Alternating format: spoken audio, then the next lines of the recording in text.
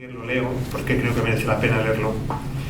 Dice textualmente lo siguiente: de la crisis de hoy surgirá mañana una iglesia que habrá perdido mucho, se hará pequeña, tendrá que empezar todo desde el principio. Ya no podrá llenar muchos de los edificios construidos en una coyuntura más favorable. Perderá adeptos y con ellos muchos de sus privilegios en la sociedad.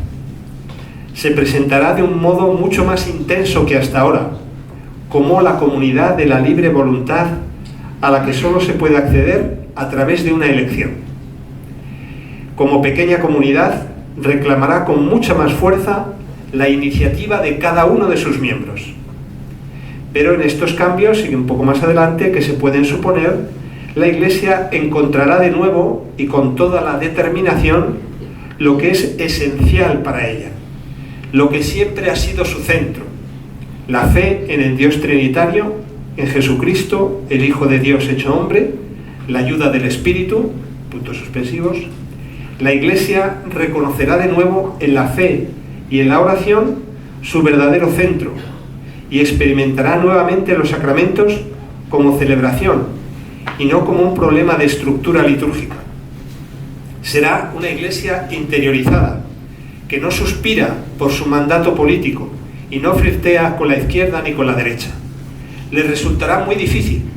En efecto, el proceso de la cristalización y la clarificación le costará también muchas fuerzas preciosas. La hará pobre, la convertirá en una iglesia de los pequeños. Pero tras la prueba de estas divisiones, surgirá de una iglesia interiorizada y simplificada una gran fuerza, porque los seres humanos serán indeciblemente solitarios en un mundo plenamente planificado. Experimentarán, cuando Dios haya desaparecido totalmente para ellos, su absoluta y horrible pobreza. Y entonces descubrirán la pequeña comunidad de los creyentes como algo totalmente nuevo, como una esperanza importante para ellos, como una respuesta que siempre han buscado a tientas. A mí me parece seguro que a la Iglesia le aguardan tiempos muy difíciles. Su verdadera crisis apenas ha comenzado todavía. Hay que contar con fuertes sacudidas. Ciertamente ya no será nunca más la fuerza dominante en la sociedad en la medida en que lo era hasta hace poco tiempo, pero florecerá de nuevo y será visible a los seres humanos como la patria que les da vida y la esperanza más allá de la muerte.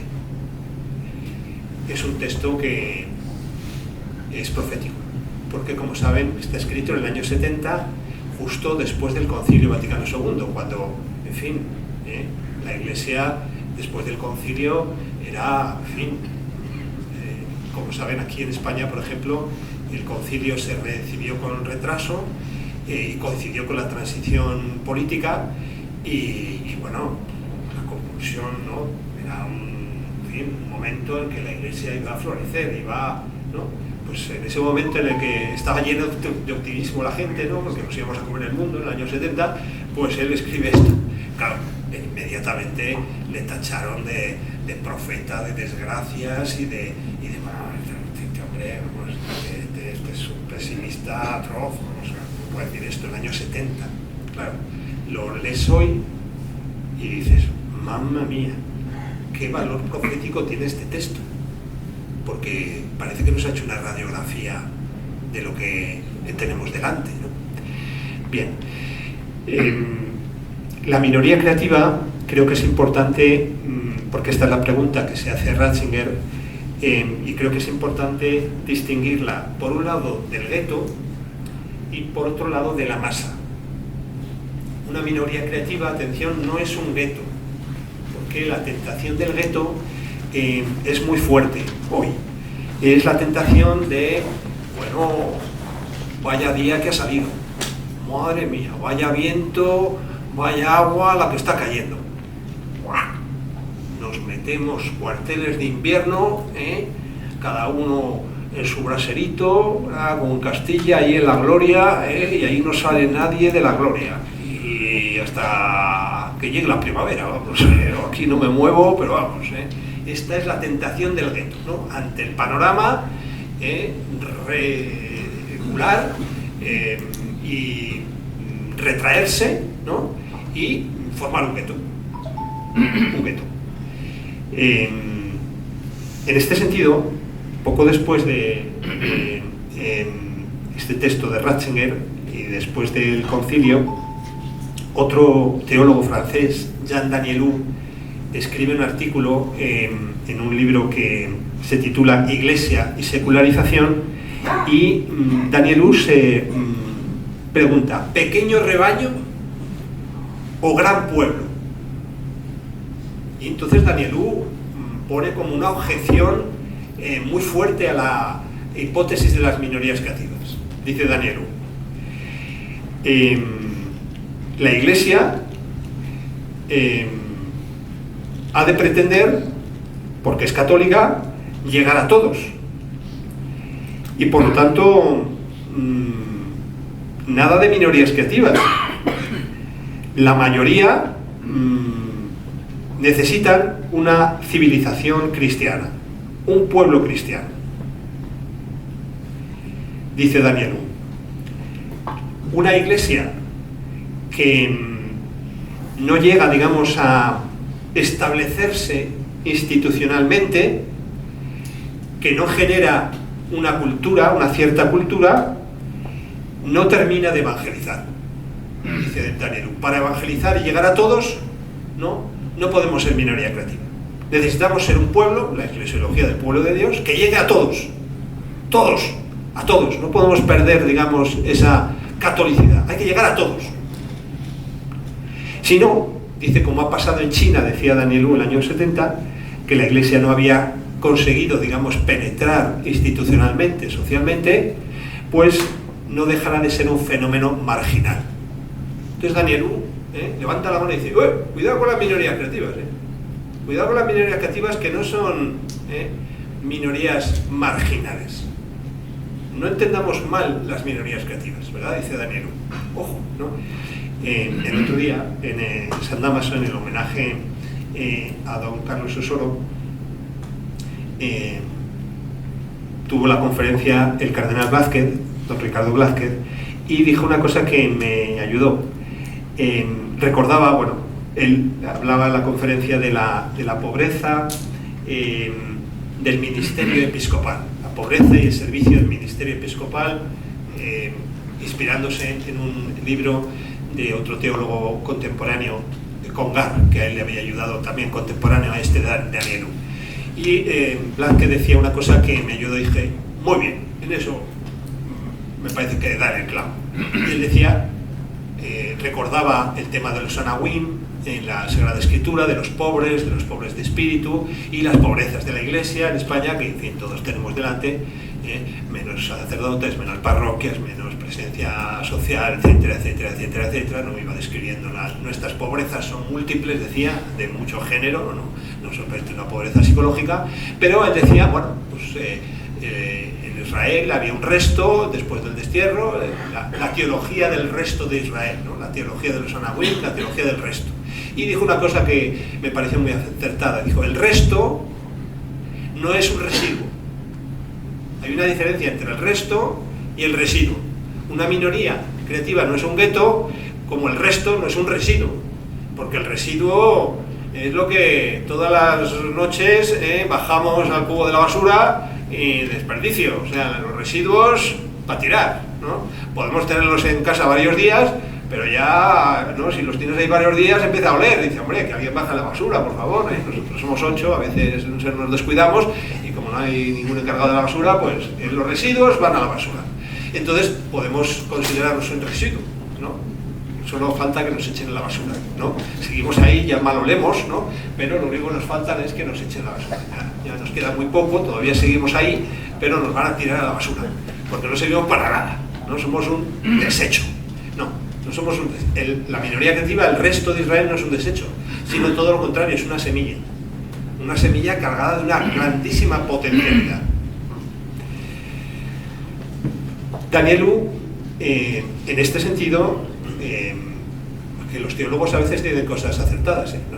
No se crean, hay que leerlos también piensan la realidad, no piensan en abstracto, no piensan cosas que se inventan ellos, sino que dice Danielu, la fe se transmite no como una fe desnuda, ¿no?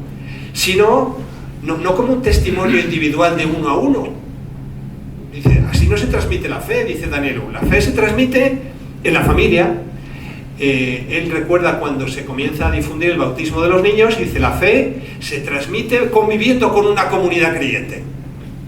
La familia, la parroquia, la diócesis, etc., ¿no? Y por lo tanto, la fe necesita de esta estructura familiar, social, eclesial, que la hace, digamos, relevante. Es decir, él dice, nosotros bautizamos la transición cultural y en este sentido un cambio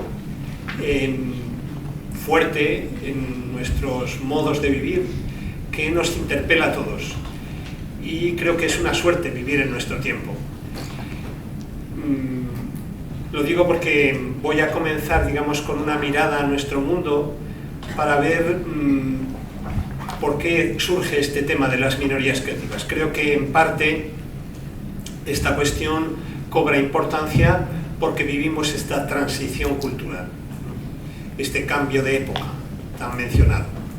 Y comienzo intentando acercarme a esta situación que vivimos con algún rasgo que nos motive este tema de las minorías creativas. Ya le decía antes a Miguel Ángel que he escrito un texto, no lo voy a seguir, no lo voy a leer porque sería muy aburrido, pero os lo envío y el que quiera después lo puede leer y tendrá más datos o más, en las notas hay más bibliografía. El primer rasgo que quiero señalar y que procede de un historiador inglés, ya veremos que los historiadores son importantes en los cambios y las transiciones culturales, se llama Matthew Ferde, que escribe hace unos años, el año 2013, hace 10 años, un libro que titula con un neologismo que denomina desocialización. Él es un historiador y un, digamos, fenomenólogo de la sociedad y observa con este neologismo que nuestras sociedades, él es inglés, occidentales, se están, podríamos decir, descomponiendo, ¿no? Se están desocializando, dice él. Con este término apunta a una pérdida creciente de vínculos que se está dando en nuestras sociedades y que afecta, digamos, a todas las instituciones y a todas las personas. Una pérdida de vinculación, desocialización. Lo contrario a socializarse es desocializarse. Nos estamos tornando progresivamente, dice este historiador, cada vez más antisociales, cada vez más distantes a nivel, digamos, social, a nivel de relaciones interpersonales, y por lo tanto él lo que constata es que el tejido social se va como descomponiendo, se va como destejiendo.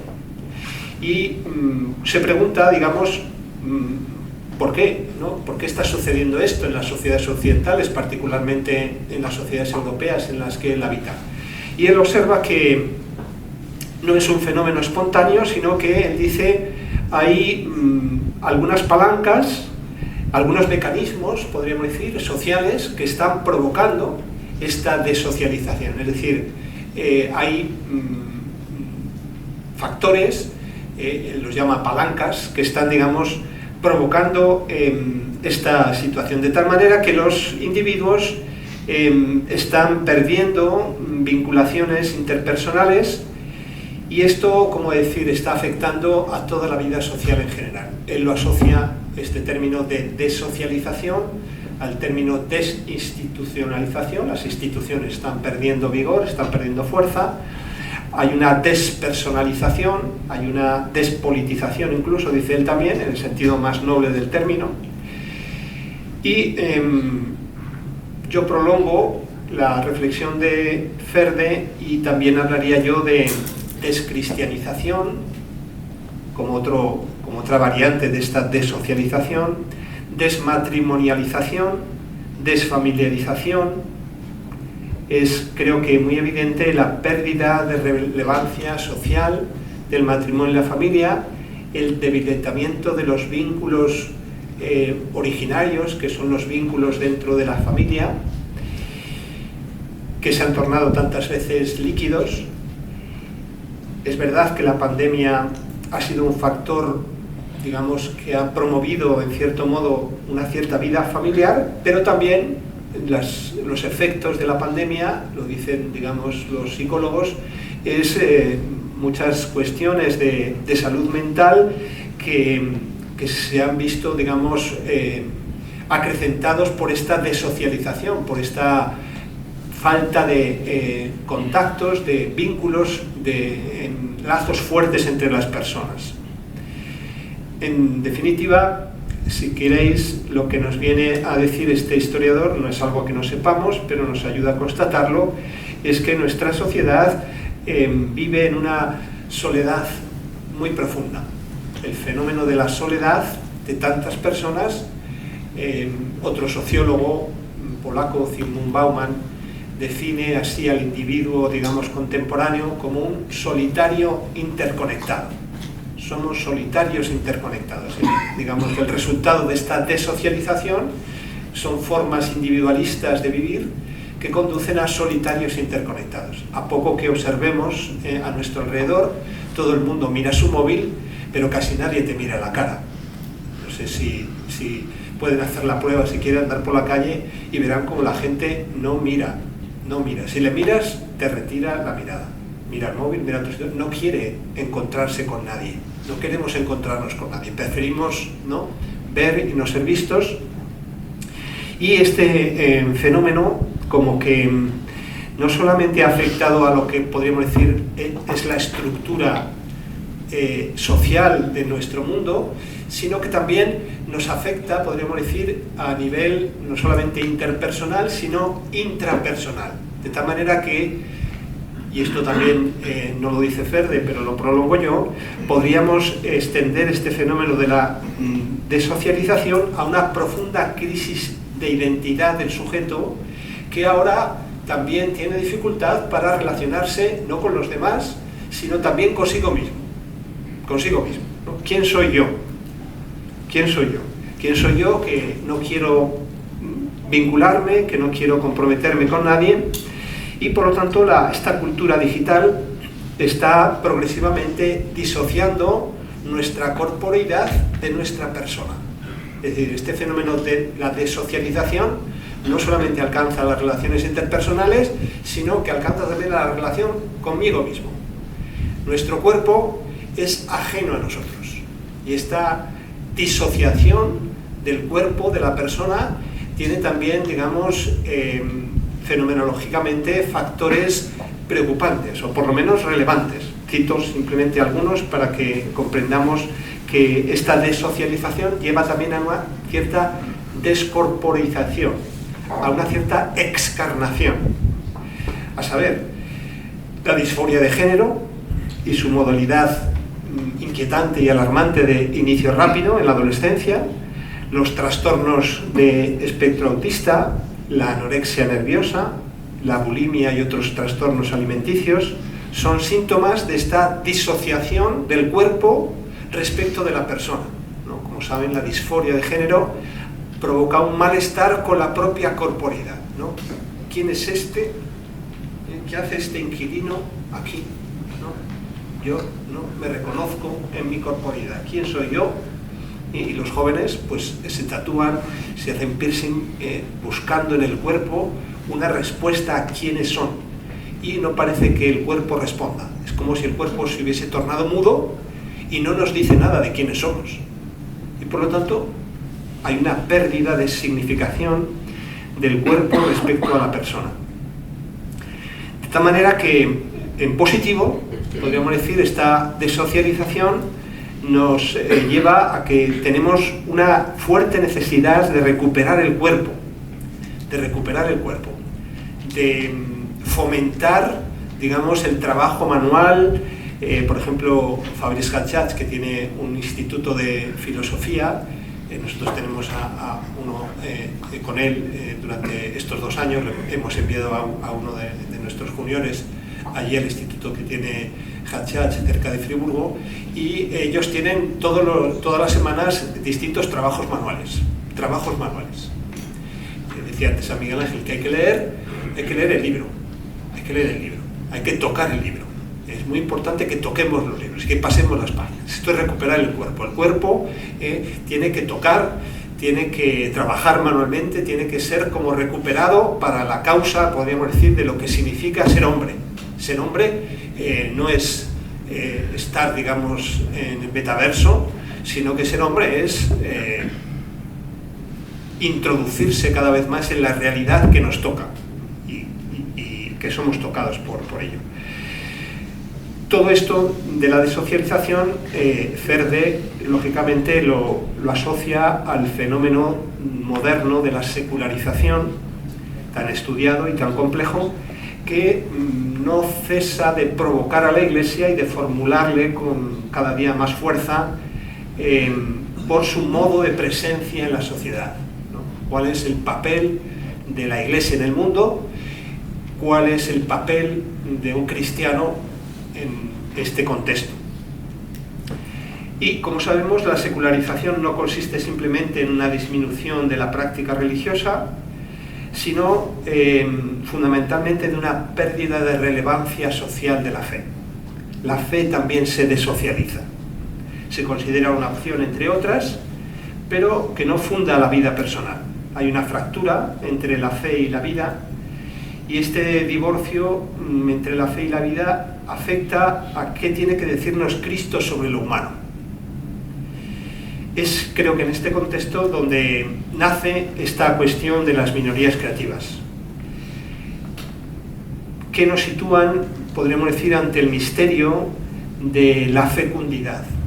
El misterio de la fecundidad. Una pregunta que surge en nosotros cuando vemos la sobreabundancia de determinadas familias o instituciones que viven en la Iglesia y en la sociedad, el asombro ante el desbordarse de una vida que se hace grande, porque hay parroquias que desarrollan una gran vitalidad y otras no, porque hay órdenes religiosos que mantienen vigor y a la que se le suman vocaciones y otras no, porque hay familias que transmiten la fe y sus hijos son católicos y otras no.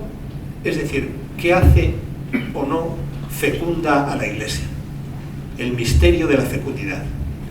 Y es una pregunta que una y otra vez vuelve, porque no lo podemos resolver, podríamos decir, con facilidad, ¿no? A veces escucho en los ámbitos eclesiales, pues la crisis de las vocaciones es una cosa que no nos preocupa para nada. No nos preocupa para nada. Porque, dicen algunos, las vocaciones son de Dios. Hemos escuchado en la carta a los romanos que las vocaciones y los dones de Dios son irrevocables. Pues que se ocupe Dios. Es una cuestión de Dios, no es nuestra. Pues no llamará a Dios. Antes llamaba, ahora no llama. Pues nosotros tranquilos. Esto se encarga Dios. Esto lo transferimos a Dios y le dejamos que Dios haga y deshaga lo que quiera, porque Dios es el Señor de la historia, y así resuelven la cuestión. Yo no dejo de sorprenderme, porque digo, hombre, como es muy fácil transferir a Dios tus problemas, ¿no? O sea, como decir, es como un estudiante que dice, yo los exámenes se los dejo a Dios. En fin, yo lo estudio. Dios sabrá, me iluminará en el momento adecuado, es un problema de él. Si él quiere que pruebe, él se encargará. Y si no, hombre, la vida no funciona así. No, es como si yo voy a un médico y digo, yo estoy en manos de Dios. Y me dirá el médico, ¿y en las mías? Y en las mías, que están en mis manos también. Pero soy yo el que lo va a operar, no el Espíritu Santo, ¿no? El Espíritu Santo lo coge el bisturí, soy yo. A mí me da igual, como si no me opera, porque como Dios si quiere me curará, me mirará el médico, pero vamos a ver, consentimiento informado, aquí tiene el papel, si quiere firma, si no, pues no, si no hace falta, pues si Dios le va a curar, no hace falta que todos nos ahorramos, ¿no? Bueno, es como si esta persona se fuera, pues sí, yo creo mucho en Dios, tengo una confianza infinita en Él, y ¿para qué voy al médico? Él lo resolverá todo. Bueno, en fin, puntos suspensivos. Bueno, también está, ¿no?, la otra postura, que es decir, el misterio de la fecundidad se reduce a nuestro rendimiento y a nuestra productividad. Esto lo vamos a arreglar nosotros, esto lo arreglamos con la base de puños. Aquí se trata de estudiar, pues venga, machácate aquí, dale que te pego, querer es poder, y aquí sacas el doble grado, el triple grado, caiga quien caiga, vamos, aquí, no tiene nada que ver con Dios, ni tiene que ver con... No, el misterio de la fecundidad es este. El misterio de la fecundidad es precisamente que hay una acción de Dios y una acción humana en sinergia, entrelazadas, y esto siempre es un misterio, ¿no? Cómo actúa Dios y cómo actuamos nosotros, cómo actuamos nosotros y cómo actúa Dios. En todo caso, en este misterio nos introducen las minorías creativas.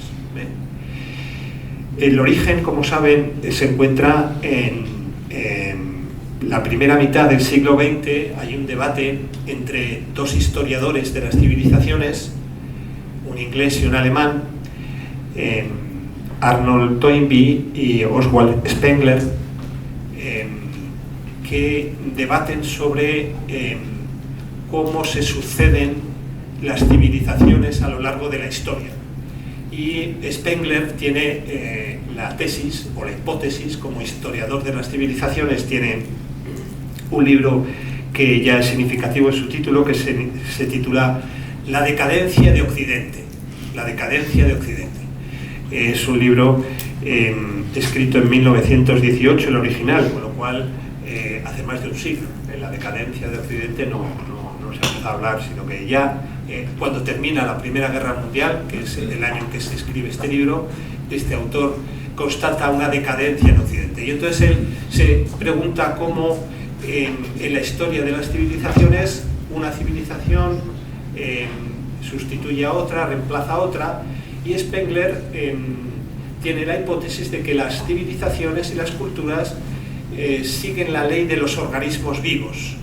Nacen, crecen, llegan a una madurez y después, poco a poco, empiezan una decadencia y terminan muriendo. Recuerdo que hace unos días unos amigos, él ha cumplido 50 años y le sentó muy mal que su mujer le dijera: te informo que has cambiado de rasante en la vida. Bastante fatal. Este cambio de rasante, ¿no? El cambio de rasante es que ya va para abajo, a los 50 comienza la decadencia, te informo de que has empezado, ¿no?, a aterrizar, o a subir al cielo, no sé cómo, pero en fin, que has cambiado de rasante. Me miró con mala, porque la gente, esto de, una cosa es que hagamos bromas y otra cosa es experimentarlo en propia carne. Bueno, pues esta es la tesis de Spengler. Y Toynbee, que es un inglés muy pragmático, estudia en 12 volúmenes, escribe 12 volúmenes, y donde estudia, digamos, como 26 civilizaciones. Hace como una historia de las civilizaciones lo más completa posible, y quiere, digamos, testar la hipótesis de Spengler. Y Toynbee como que pone el foco fundamentalmente en las transiciones culturales, en las transiciones de civilizaciones, para ver si verdaderamente se cumple la hipótesis de Spengler. Y en general Toynbee condivide la hipótesis de Spengler, piensa que sí, que las civilizaciones se comportan como organismos vivos, pero matiza. Toynbee dice que más que una concepción cíclica deberíamos optar por una concepción espiral de las culturas, que él observa que cuando hay una civilización o una cultura en decadencia, en ese proceso de decadencia aparece algo que apenas se percibe al principio, que es como una semilla de una nueva civilización, y que poco a poco va, digamos, a tomar el relevo de la anterior. Y esto le llama la atención porque pone el foco en esto que él llamará minorías creativas. Dice Toynbee, la decadencia surge cuando una civilización deja de enfrentarse a los nuevos retos, deja las cosas para Dios, etc., por una némesis, dice él, de creatividad. Hay como un agotamiento del poder creador. Es como un artista que después de haber pintado muchos cuadros, llega un momento en que, ¿no?, esto de la creatividad muchas veces es así, ¿no? O un escritor que escribe muchos libros, pero en un momento dado, pues parece que se le agota, ¿no?, la inspiración, y por las causas que sea, es incapaz de escribir o es incapaz de pintar. Está como agotado, necesita un tiempo. Y en este sentido, dice Toynbee, la tentación es dejarse llevar, ¿no?, abandonarse. Bueno, yo dejo la pintura, yo dejo de ser escritor, y como que hay una anestesia, un dormirse en los laureles, ¿no?, que hace que la actividad descienda, la actividad literaria, la actividad artística, la libertad, la actividad en general, ¿no? Es una sociedad que baja el ritmo, podríamos decir, de actividad en general, y entra, digamos, como en un periodo de latencia en el que no parece que haya nada nuevo. Más de lo mismo, siempre más de lo mismo. Es entonces, dice Toynbee, cuando tiene lugar la aparición de una minoría.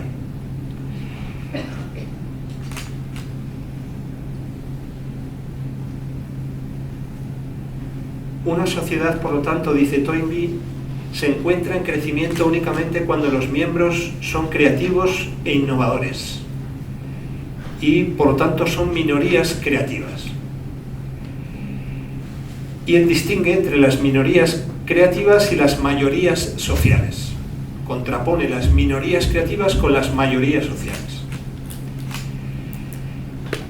Una minoría creativa crece, dice Toynbee, ante las nuevas dificultades y desafíos que se encuentra en el momento en que nacen. Antes de que una sociedad, una civilización toque fondo, en las mismas bases de la sociedad nace gradualmente la visión de una sociedad nueva, de una sociedad distinta, de una cultura distinta, más adecuada que la actual para afrontar los desafíos existentes.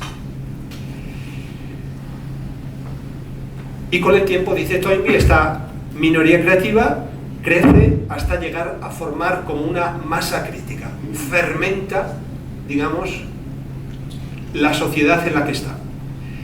Es ese momento donde la nueva visión que porta la minoría creativa llega a extenderse, popularizarse, y grandes masas comienzan a aceptarla. Y ocurre un cambio cualitativo. Aunque todavía perduran durante cierto tiempo rasgos de una civilización en decadencia, ahora los rasgos de la nueva civilización empiezan a ser admitidos, aceptados ampliamente, y comienza a desarrollar sus potencialidades.